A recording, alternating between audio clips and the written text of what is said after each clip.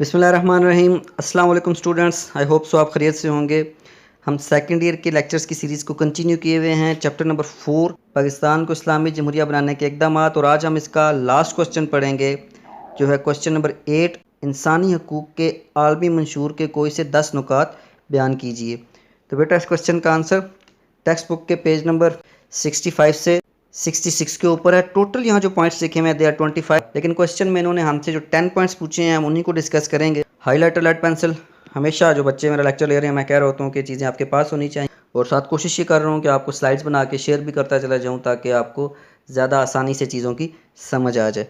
तो बेटा इंसानी हकूक़ का आलमी मंशूर 1948 में पेश किया गया, और उस वक़्त 58 कंट्रीज़ थी यूनाइटेड नेशन के अंदर, और उन क्योंकि वो 58 कंट्रीज़ अपने नज़रियात रखती थी, अपनी सोच रखती थी, अपना अपना मज़हब रखती थी, तो इस तरह की मुख्तलिफ़ ओपिनियन रखने वाली कंट्रीज़ को किसी एक पॉइंट के ऊपर लाकर इकट्ठा करना नो डाउट एक मुश्किल काम था। तो ये जो काम कंप्लीट किया गया 10 दिसंबर 1948 को।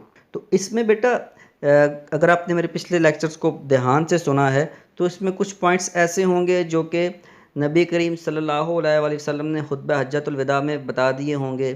कुछ ना कुछ आइडियाज़ उन्होंने वहाँ से कंसीव किए हुए हैं। इसके अलावा शहरियों के सियासी हकूक़ मैंने आपको पढ़ाए, आपसे शेयर किया शहरियों के जो फ़राइज़ हैं। तो कुछ चीज़ें ऐसी होंगी जो ऑलरेडी आप पढ़ चुके होंगे, कहीं ना कहीं ये रिपीट हो रही होंगी। तो जब वो चीज़ अगर कहीं पे ये रिपीट हो रही है तो आपको अगर पिछला लेक्चर ध्यान से लिया तो वो बातें आपके माइंड में ऑटोमेटिकली आ जाएंगी। तो पहला जो पॉइंट है इसका वो मैं आपसे शेयर करने जा रहा हूँ, वो है हर शख्स को अपनी जान, आज़ादी और ज़ाती दिफा का हक़ हासिल है। यानी अब हम पढ़ रहे हैं इंटरनेशनल लॉज।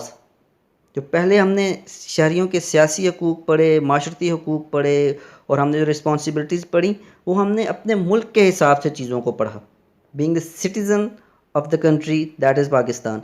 अब हम कानून पढ़ रहे हैं इंटरनेशनल। जिस तरह कानून होते हैं, जिस तरह कॉन्स्टिट्यूशन होता है किसी मुल्क का, इसी तरह दुनिया का भी एक कानून है जो कि यूनाइटेड नेशन ने बनाया। और ये वो राइट्स हैं, ये वो चीज़ें हैं जिनको पूरी दुनिया के अंदर एक्सेप्ट किया जाता है, आपकी दुनिया के किसी कोने में भी हो, क्योंकि ये इंटरनेशनल लॉज हैं।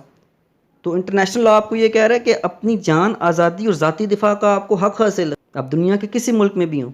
दूसरा पॉइंट, हर फ़र्द को हर जगह इसकी शख्सियत को कानूनन तस्लीम किए जाने का हक़ हासिल है। दुनिया के किसी भी कोने में, याद रखिएगा मुल्क की बात नहीं हो रही, तमाम अफराद कानून की रूह से बराबर हैं और हर एक को यकसा कानूनी दिफा का हक़ हासिल है। यानी आप अगर किसी भी मुल्क के अंदर मौजूद हैं तो आपको इंटरनेशनल लॉज ये आपको राइट्स देते हैं कि आप कानूनी तौर पे अपने आप को डिफेंड कर सकें। नेक्स्ट है, किसी भी फ़र्द को आमराना तरीके से गिरफ़्तार, नज़रबंद या जिला वतन नहीं किया जा सकता।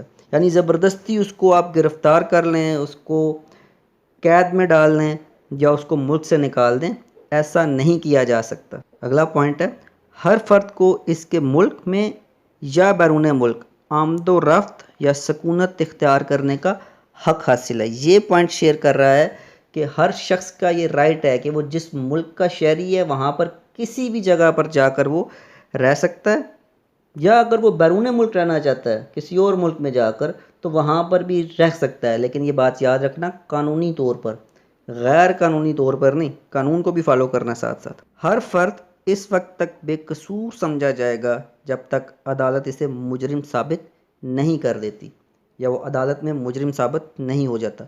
यानी ये ज़रूरी नहीं कि जिस किसी बंदे को कानून ने पकड़ लिया है तो वो अब चोरी है या उसने जुर्म कर ही दिया है, जब तक वो अदालत से सज़ा याफ्ता नहीं होता तो उसके साथ लफ्ज़ मुजरिम नहीं लग सकता। हम अक्सर सुनते हैं कि मुलजिम को अदालत में पेश किया गया या मुलजिम को अदालत में पेश किया जाए, तो जब उसके नाम के साथ मुलजिम लगा हुआ है तब तक वो शख्स प्रूव नहीं है कि उसने जुर्म किया है। तो जब वो जुर्म उसका प्रूव हो जाएगा अदालत के अंदर तो अब आप उसको मुजरिम कह सकते हैं। उम्मीद है आपको समझ आ रही होगी मेरी बातों की। नेक्स्ट है, हर फ़र्द को कौमियत का हक़ हासिल है, नेशनैलिटी का। उसके बाद है, हर फ़र्द को फ़िक्र, ज़मीर और मज़हब की आज़ादी का पूरा पूरा हक़ हासिल है। नेक्स्ट है, हर फ़र्द को रोज़गार या आज़ादाना कारोबार करने और इसके तहफ़्फ़ुज़ का हक़ हासिल है। इंटरनेशनल लॉज भी हमें इस बात की गारंटी देते हैं, एश्योरेंस देते हैं कि हर शख्स को अपनी जॉब और अपना बिज़नेस करने का مکمل طور پر اختیار حاصل ہے۔ ہر فرد کو تعلیم حاصل کرنے کا حق حاصل ہے۔ تو بیٹا یہ تھے کچھ پوائنٹس جو انسانی حقوق کے عالمی منشور جو کہ 1948 کو منظور ہوا میں پیش کیے گئے۔ امید ہے آپ کو سمجھ آئی ہوگی۔ مزید کسی قسم کا کوئی کوشچن ہو تو آپ کو مجھ سے پوچھ سکتے ہیں، اور اگر آپ اس لیکچر کو میرے یوٹیوب کے چینل جس کا نام پاک اسٹڈی ٹی وی ہے اگر اس کے اوپر دیکھ رہے ہیں تو کمنٹ سیکشن میں جا کر آپ کومنٹ کر کے اپنی رائے کا اظہار کر سکتے ہیں۔ ملتے ہیں نیکسٹ لیکچر میں، تب تک اللہ حافظ۔